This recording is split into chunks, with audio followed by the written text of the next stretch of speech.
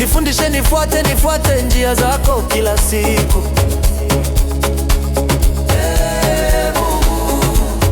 Nifundishe nifiche ukweli wako moyoni mwangu, ili nisianguke, nisinginge kwenye dhambi machoni pako. Nyasaye cheno mwana ogo atitotengodo bundise manye chichera chago mete chinguru nyarego tena na imara na imani ane. Niongoze Baba, nitembe nawe, nifundishe moyoni Mungu wangu,